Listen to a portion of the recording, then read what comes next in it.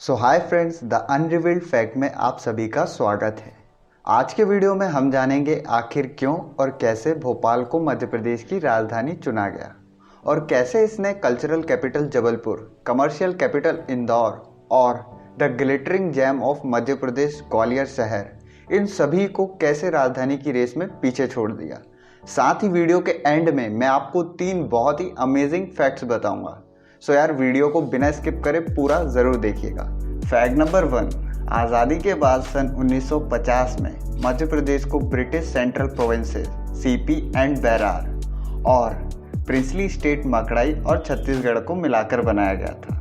साथ ही नागपुर को इसकी राजधानी के रूप में चुना गया था, जिसे 1956 में रीऑर्गेनाइजेशन के बाद बदल दिया गया। फैक्ट नंबर 2, नागपुर हिस्टोरिकली भी बहुत इम्पॉर्टेंट मानी जाती है और इसे राजा भोसले के बाद मराठा साम्राज्य में भी शामिल किया गया था। साथ ही 19वीं सेंचुरी में इसे ब्रिटिश द्वारा सीपी एंड बेरार की राजधानी भी चुना गया था, जो कि प्रेजेंट डे का मध्य प्रदेश, महाराष्ट्र और छत्तीसगढ़ कवर करता था। फैक्ट नंबर 3, जब लैंग्वेज के बेसिस पर स्टेट की फॉर्मेशन की जा रही थी, तब मराठीज ने अपने सेपरेट स्टेट की डिमांड की और फिर बॉम्बे स्टेट के विभाजन से सन 1950 में महाराष्ट्र, गुजरात और हैदराबाद स्टेट की फॉर्मेशन की गई और 1 मई 1960 में नागपुर को महाराष्ट्र में मर्ज कर दिया गया। आज ये महाराष्ट्र की विंटर कैपिटल मानी जाती है। फैक्ट नंबर 4, अब हम बात करने वाले हैं मध्य प्रदेश की कल्चरल कैपिटल जबलपुर शहर के बारे में, जो कि यूनिटी इन डाइवर्सिटी का जीता जागता एग्जाम्पल है। माना जाता है कि राजधानी के लिए सबसे पहले जबलपुर को ही चुना गया था, क्योंकि देश की आज़ादी में जबलपुर की भूमिका बहुत ही अहम रही है और कांग्रेस फ्लैग मूवमेंट की शुरुआत भी जबलपुर शहर से ही की गई थी। साथ ही प्रसिद्ध खेल स्नूकर की क्रिएशन ब्रिटिश आर्मी ऑफिसर द्वारा जबलपुर में ही की गई थी। फैक्ट नंबर 5, आखिर जबलपुर को कल्चरल कैपिटल क्यों कहा जाता है?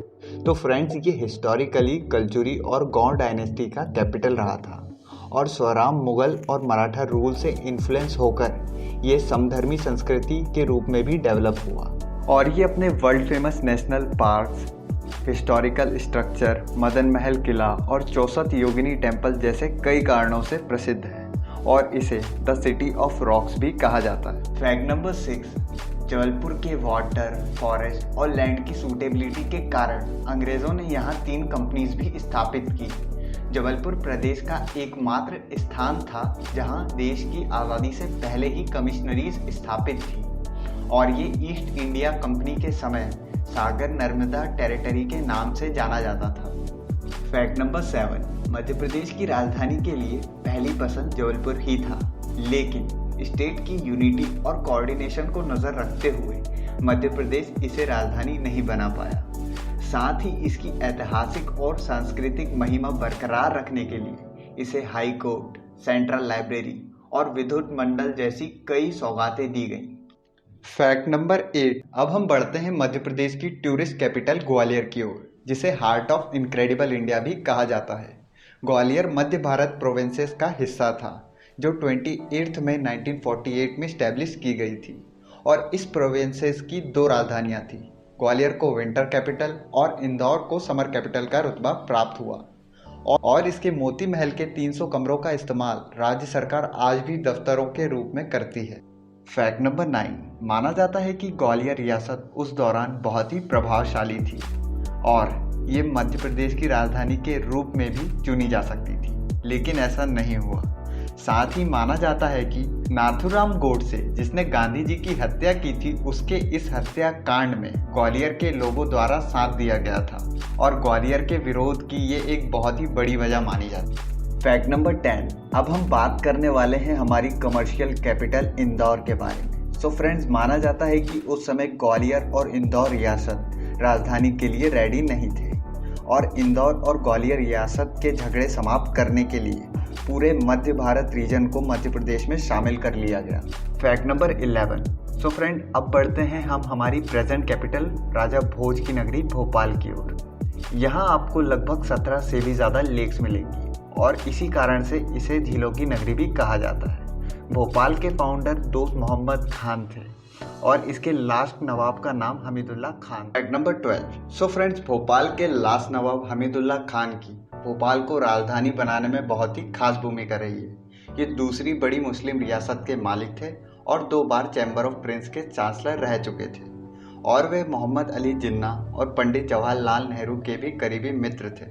साथ ही वे भारत के लास्ट वाइसरॉय माउंटबेटन के भी करीबी थे और वे भोपाल रियासत को पाकिस्तान में शामिल करना या स्वतंत्र रखना चाहते थे और मोहम्मद अली जिन्ना द्वारा उन्हें पाकिस्तान के जनरल सेक्रेटरी का भी प्रस्ताव मिला, लेकिन भोपाल रियासत के मंत्रियों द्वारा हमीदुल्ला खान को भारत में शामिल होने का दबाव दिया गया और भोपाल वासी भी भारत में शामिल होना चाहते थे।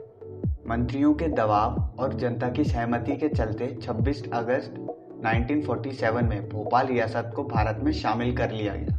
Fact number 13। सो फ्रेंड्स, देखा गया है कि मध्य प्रदेश की राजधानी का चुनाव बहुत ही कठिन रहा है। पीएम नेहरू जी ने ये जिम्मेदारी पंडित रविशंकर शुक्ला जी को दी थी, जो कि मध्य प्रदेश के पहले सीएम थे, और राजधानी के चुनाव के लिए 30 अक्टूबर 1956 में एक कैबिनेट मीटिंग भी बुलाई गई।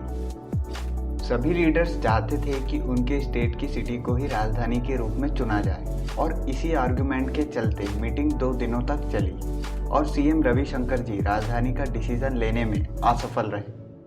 Fact number 14। राजधानी के चुनाव की पहली कैबिनेट मीटिंग में बहुत ही कठिनाई का सामना करना पड़ा और इन्हीं कठिनाइयों के चलते सांची के रेस्ट हाउस में नए सिरे से मीटिंग बुलाई गई और इस मीटिंग में भोपाल के नवाब हमीदुल्ला खान ने भोपाल की ज्योग्राफिकल सिचुएशन पर जोर देते हुए कहा, अगर आपको कश्मीर की जन्नत से कन्याकुमारी जाना हो तो इसी भोपाल से जाना होगा और टैगोर के घर से गांधी के घर जाना हो तो इसी भोपाल से जाना होगा। पंडित नेहरू जी हमीदुल्ला खान के बहुत ही करीबी मित्र थे। साथ ही वे भोपाल को मध्य प्रदेश की राजधानी के रूप में भी देखना चाहते थे और इसी मीटिंग में सीएम रविशंकर जी ने भोपाल को मध्य प्रदेश की राजधानी के रूप में चुना।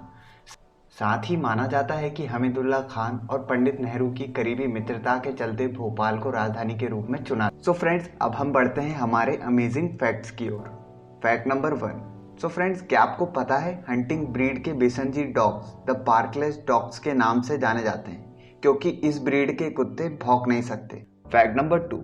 मैथ्स को बहुत ही इंटरेस्टिंग सब्जेक्ट माना जाता है और इसने लगभग हर बच्चे को अपनी थ्योरम और इक्वेशन से बहुत परेशान किया है। लेकिन क्या आपको पता है, अगर आप 1089 नंबर को 9 से मल्टीप्लाई करोगे तो जो प्रोडक्ट आएगा वो इसी नंबर का रिवर्स होगा। Fact number 3। सो फ्रेंड्स, क्या आपको पता है चाइना, जहां लगभग हर 4 पैर वाली चीज खाई जाती है, वहां पांडा का शिकार करना क्राइम माना जाता है और इस क्राइम के लिए लगभग 10 साल की सजा हो सकती है। तो फ्रेंड्स, अगर आपको हमारा वीडियो पसंद आया हो तो इसे लाइक और शेयर ज़रूर करें। साथ ही अगर आप फ्यूचर में ऐसे ही इंटरेस्टिंग फैक्ट्स जानना चाहते हैं तो हमारे चैनल को सब्सक्राइब और बेल आइकन पर क्लिक करें। Thank you.